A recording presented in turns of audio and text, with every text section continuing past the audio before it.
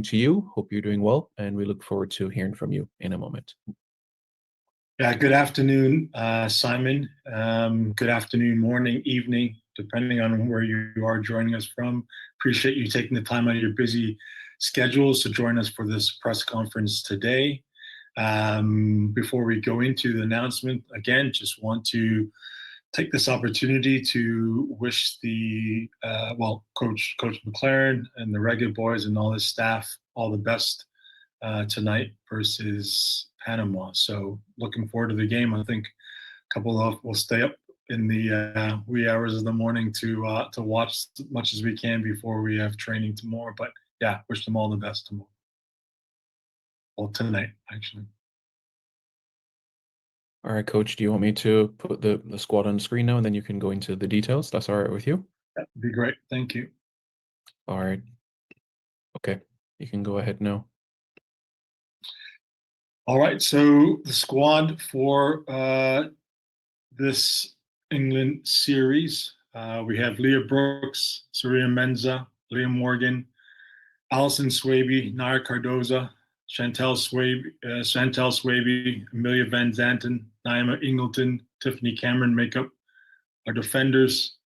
Midfield will have Atlanta Primus, Sade Maluku, Diane Sampson, Jade Mitchell, Jade Bailey, Kiara Jade Bailey, Kayla McKenna, Calissa Van Zanten, Cameron Simmons, Rihanna Blades, Natasha Thomas, and Rashaya Walker. All right, so that's just the squad that we will face England with on Sunday. And at this time, we'll open up the floor to any questions you may have. Yeah, before we open the floor for questions, Coach, yes, just a reminder to persons to do raise your hand, and once you're called upon, then you'll be unmuted and be able to pose your question to Coach Busby. Coach Busby, if you'd like, before we start to go into the new faces of the squad, we have a player that was trained with us with the under-20s. That would have been Sierra Jade Mitchell. If you want to go into a little bit about her so persons can know a bit more about her, and then we take some questions from persons in the comments. Yeah, I think that's the only new face or new name that is kind of matriculated through the program. I think everybody else at some point in time has been in with the senior team. But Kara Jade Mitchell has come through our U20 program. She's done really well, similar to Jalen McPherson. We want to try to, and as well, Destiny Powell, provide opportunities and the experience for those young U20 players to come through. So we're really looking forward to having her within the squad. And yeah, she's an exciting young prospect that I think will do well for us in the future as well.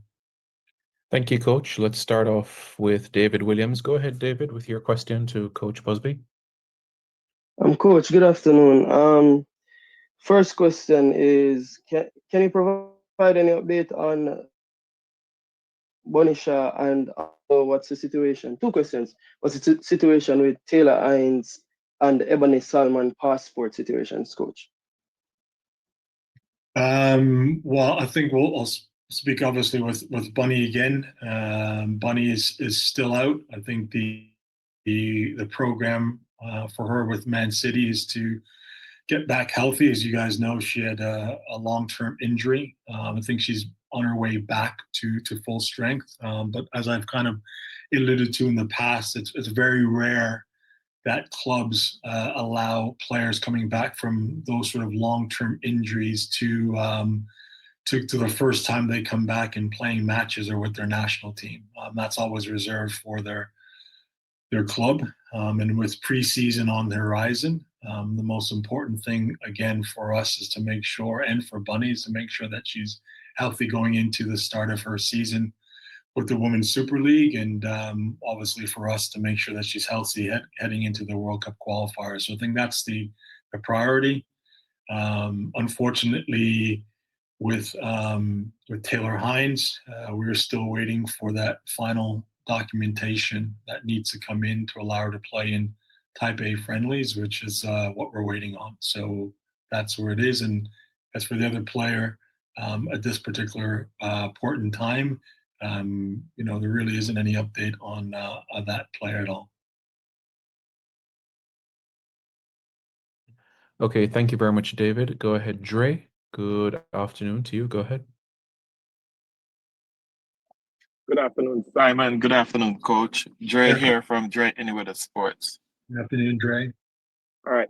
So, Coach, we saw where you weren't able to travel to the US, or you wasn't present in the US the last couple of friendlies that we played in the US. Now, are you a part of the delegation for the England trip? Will you be there also?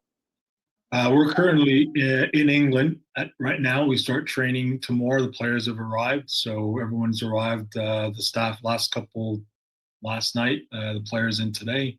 So yes, we're looking forward to training tomorrow, and the everyone's arrived safe, sound, no travel issues. Obviously, it's a long flight, depending on where players were coming in, but just had a meal. Everyone's happy and everyone's ready to go. We'll obviously have some jet lag, ease them in tomorrow, and I'm sure by the end of the week they'll be raring to go. Okay, and Simon, can I get one more question in, please? Go ahead, no problem. All right, Coach. Do you get a sense of frustration with the processing of player documentation, as far as when all the documents are in, and then it's up to Pika to make the next step?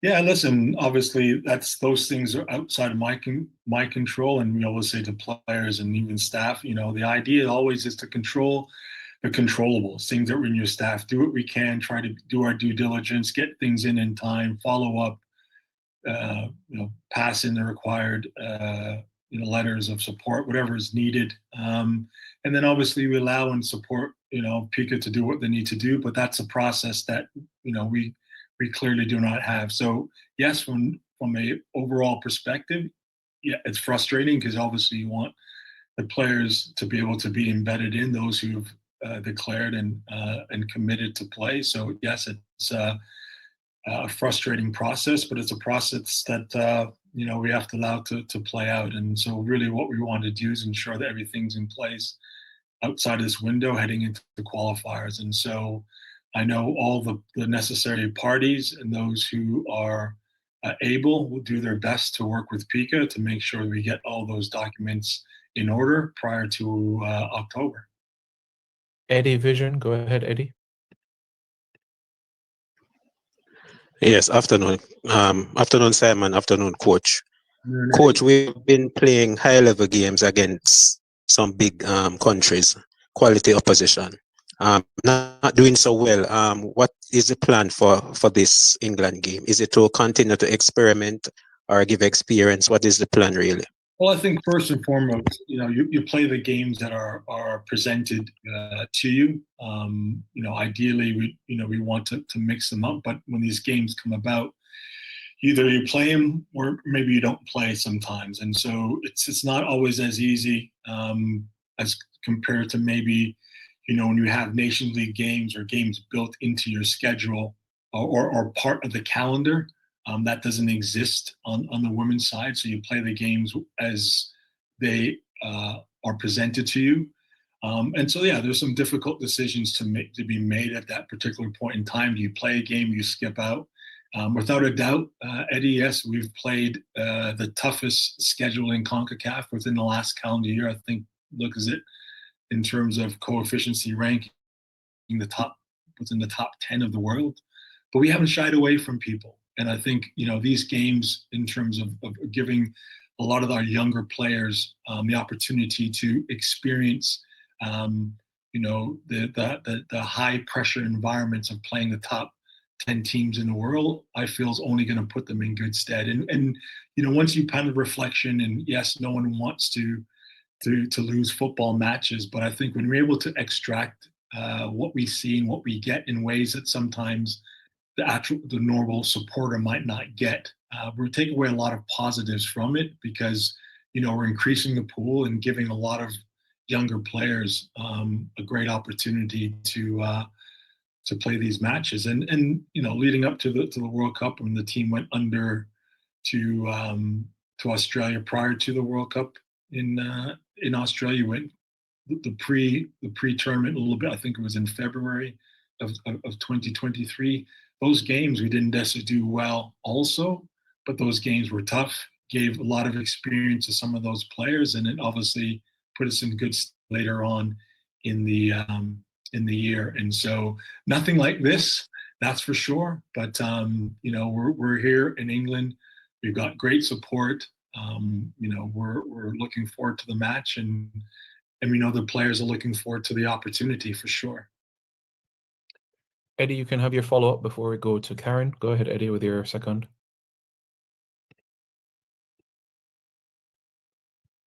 Yes, coach. Playing these big games, we're still without, I would say, our first team. We're still missing a few key players. How frustrating is that? Yeah, it is. It is. But then there's other opportunities for players to come up. And as we see, look, the reality is when things, you know, you have to extract the positive, right? And at the end of the day, we are missing players. But you know, what happens if we're missing players in October? Things outside of our control.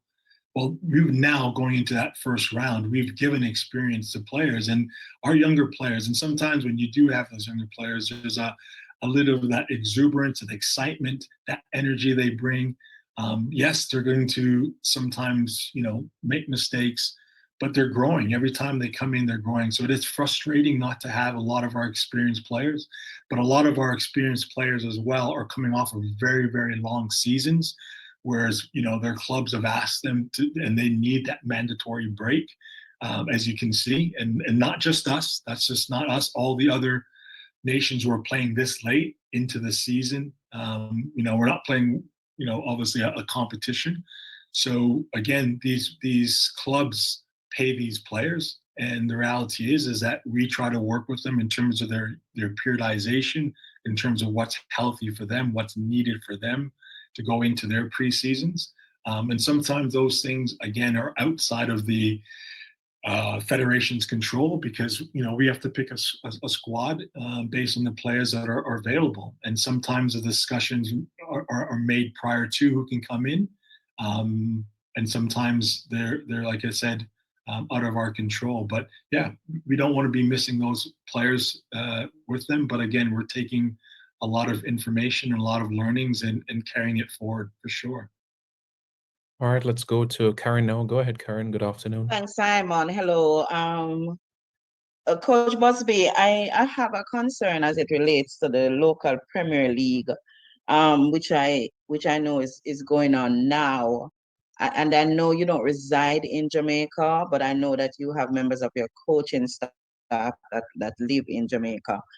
I want to know how much of, obviously the league is not at the level that we would like it to be at, but I just wanted to know how much of an attention you're paying to that league, and if you see any players that you think with the proper coaching and development could see their way into the national program. Well, I think the first thing, the last 6 months, I've actually have resided in Jamaica. So I'm sorry, I did not know that. Yeah, that's fine. That's fine. Loving Draxal.